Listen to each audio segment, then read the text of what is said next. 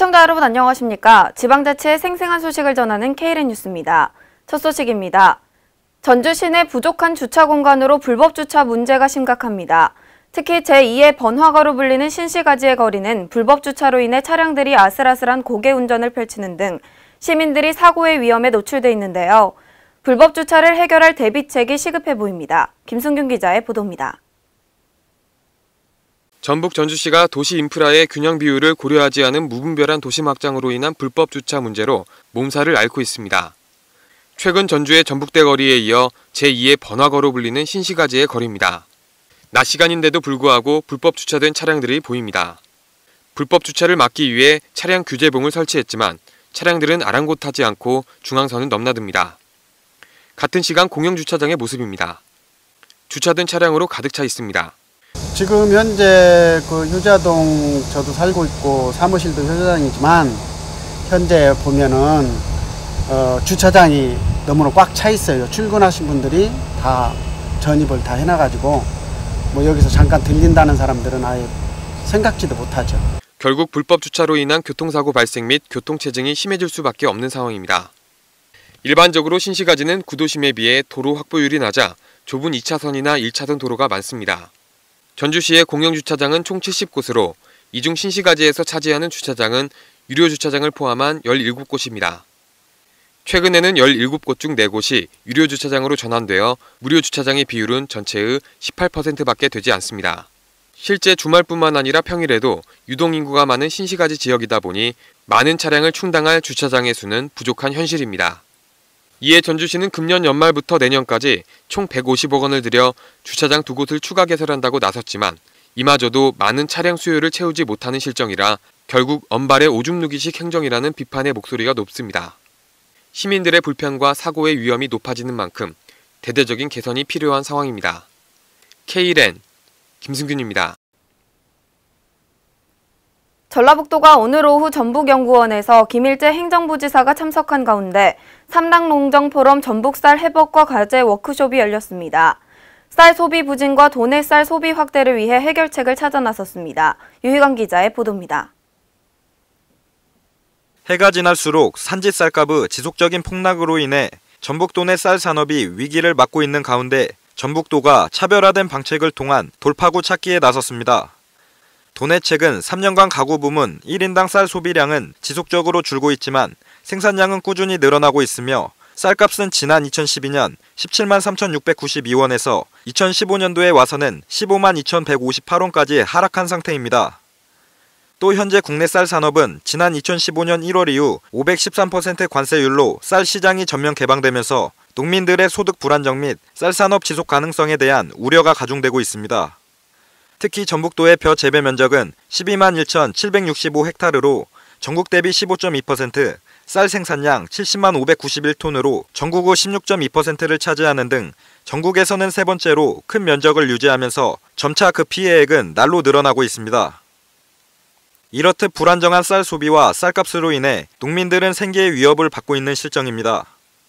이에 도는 전북 쌀의 판매 전략과 경쟁력 제고 방안을 모색하기 위해 22일 전북연구원에서 전북 쌀 해법과 과제라는 주제로 2차 전문가 워크숍을 가졌습니다.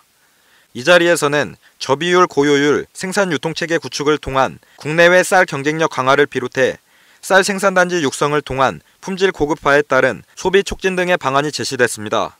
또 쌀값 하락에 대비해 쌀 생산 농가의 고정 직불금과 변동 직불금 지원 및 도비와 시군비의 추가 지원을 통한 쌀 생산 기반 확보 등 농가의 안정적 소득 보장을 위한 방책이 논의됐습니다. 이렇듯 전국의 쌀 산업이 총체적 난국을 맞은 이때 삼락농정을 기반으로 위기를 극복해 나가기 위한 전북도의 노력이 결실을 맺을지 귀추가 주목되고 있습니다. KLN 유희광입니다. 지난 19일 지역 청년 채용을 위한 혁신도시 이전 공공기관 간담회가 개최됐습니다. 이번 간담회에는 혁신도시 이전 공공기관과 도내 대학교 간 소통 강화를 위해 열렸습니다. 홍윤 기자의 보도입니다. 전북 혁신도시 공공기관 이전에 따라 지역 청년 실업 해소 효과가 기대되는 가운데 혁신도시에 입주한 공공기관과 전북도 내 대학교가 참석한 지역 청년 채용을 위한 간담회가 열렸습니다. 이전 기관의 지역 인재 35% 의무 채용 법제화가 추진되는 상황에서 지역 경제와 지역 청년 채용을 활성화하기 위해 열린 이번 간담회에는 이전 공공기관을 비롯해 도와 고용노동부 그리고 도내 5개 대학교 대표들이 참석해 채용 정보와 애로사항 등을 공유했습니다. 이날 참석한 이영규 정무부지사는 지역 청년과 기업의 일자리 미스매치 문제를 지적하며 6대 주요 시책으로 전북형 청년 취업 지원 사업, 대학 산학관 커플링 사업, 대학 창조 일자리 센터 지원, 청년 취업 아카데미 사업, 잡 멘토링, 청년 채용 공개 오디션 등을 통해 이를 해결해 나가겠다고 했습니다. 또한 문원영 일자리 정책팀장은 향후 청년 정책 기본 계획 수립, 정책위원회를 골자로 한 청년 기본 조례 제정, 청년 종합 실태조사 실시 등의 청년 정책 수립 지원 활성화를 통해 관련 신규 시책을 지속적으로 발굴하겠다고 계획을 밝혔습니다. 한편 간담회에 참석한 공공기관과 대학들은 향후에도 정기적인 만남을 갖고 지역 청년 채용 활성화를 통한 청년 실업 해소 및 지역 경제 활성화 방안에 함께 머리를 맞대기로 했습니다. KLN 홍윤입니다. 전라북도 전주시의 한 초등학교 통학로 개설 문제를 둘러싸고 전주시와 주민들이 갈등을 빚고 있습니다. 현재 아이들이 다닐 통학로가 없어 개설을 해야 하지만 이로 인한 교통 혼잡 문제와 재산 피해는 고스란히 주민들이 떠안게 되는 상황입니다. 김성균 기자의 보도입니다. 전북 전주시의 초등학교 통학로 개설 문제를 둘러싸고 전주시청과 주민들 간의 마찰이 심해지고 있습니다. 이곳은 전주시 효자동 3가에 위치한 신시가지의 한 초등학교입니다. 2016년 2월 28일에 준공되어 현재 운영되고 있는 이곳은 현재 학교 주변의 통학로 개설을 놓고 주민들의 반대에 부딪혀 개설 공사가 중단된 상태입니다. 이 학교 주변을 둘러싸고 있는 도로는 2차선으로 학생들이 지나다닐 수 있는 통학로가 없는 상태입니다. 문제는 이 통학로를 개설하게 되면 2차선의 도로가 일방 통행이 되어버릴 뿐만 아니라 교통 혼잡 문제 및 토지 가격 하락으로 인한 재산 피해 등 지역 주민들에게 그 피해가 고스란히 가게 된다는 점입니다. 원래 이렇게 너무 빠듯빠듯하게 다 잘라져 있어요. 예. 이것은 뭐니 우리가 이런 평수를 놓고 우리가 이 땅을 구입을 했다고 말이요. 예. 그런데 도로가 반듯반듯하게 다 나 있고. 예. 그런데 지금 와서 도로를 절반으로 갈라먹어 본다는 것은 예. 우리를 기만하는 것이나 똑같죠. 예, 일방적으로 해버렸어 시에서. 주민들 협의도 없이, 고시도 없이. 그러니까 주민들이 반발을 하니까 그게 중단이 된 거예요. 중학교 용지였다가 초등학교 용지로 바뀌었어요. 근데 주변 여건이 이미 이제 어떻게 보면 지금 통학로는 지금 현재 있는 도로로도 충분히 이제 개설이 가능하다는 말씀을 드리는 거예요.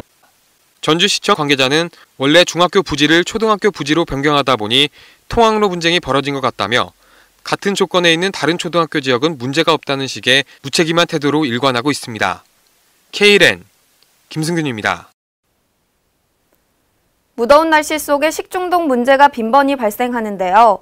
전라북도 교육청이 학교급식 식중독 발생에 대한 사전 대응에 나섰습니다.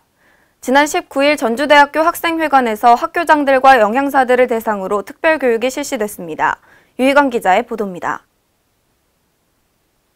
전국의 초중고등학교가 개학을 눈앞에 두고 있는 가운데 최근 학교급식 관련 식중독 문제가 대두되고 있어 전라북도가 학교급식의 식중독을 예방하고 안정성을 확보하기 위해 적극 발벗고 나섰습니다.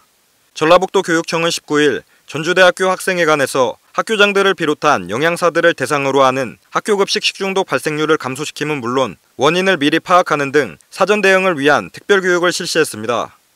학교장 교육에서는 도내 모든 교직원들이 2017년 10월 말까지 안전 관련 전문 교육을 이수해야 함과 동시에 각 학교에서는 학기별 안전교육 실시 결과를 매년 8월과 12월에 교육청에 보고하는 시스템의 제대로 된 정착을 위한 강좌가 진행됐습니다. 또 학교 영양사 교육에서는 친환경 농산물 및 친환경 쌀 학교급식 지원 정책의 시범 운영을 통해 학교급식의 질을 높이고 도내 전 학교의 친환경 농산물 사용을 늘리기 위한 교육이 열렸습니다. 특히 전북도교육청은 하반기에 조리교 548개 교와 비조리교 216개 교의 학교급식 위생안전 정기점검 및 운영평가 실시, 식재료 공급업체 불시점검, 학교급식 안정성 검사 등을 통해 학교급식의 안정화와 위생관리에 만전을 기할 계획입니다. KLN 유희광입니다. 전라북도 익산 하멸 LED 농공단지 내에서 학술적 가치가 있는 다량의 유구 등이 발굴돼 공사가 중단됐었는데요. 지난 6월까지 정밀 발굴 조사를 마치고 다시 공사를 재개했습니다. 김성지 기자의 보도입니다. 고대 유물 발견으로 사업이 중단됐던 전라북도 익산시 함열 LED 농공단지 조성 사업이 재개됐습니다. 이에 따라 지난해 9월 문화재 시굴 계약 이후 1년 가까이 중단됐던 사업이 정상 추진할 수 있게 됐습니다. 익산시는 공사 도중 추가 유물이 발견될 경우 즉시 신고 토록해 추가 발굴에 나선다는 방침입니다. 한편 지난 발굴 후 추가 조사가 필요하다는 의견도 제기됐지만 문화재청에서는 추가 조사 예정이 없음을 밝혔습니다. 이에 문화재 전문가는 보통 문화재청에서 유물 등의 역사적 가치를 보고 추가 조사 여부를 결정하며 추가 조사가 결정되지 않은 것은 문화재청의 지침에 따라 그렇게 된 것으로 파악된다고 말했습니다. KLN 김성지입니다. 이상으로 KLN 뉴스를 마칩니다. 시청해주신 여러분 고맙습니다.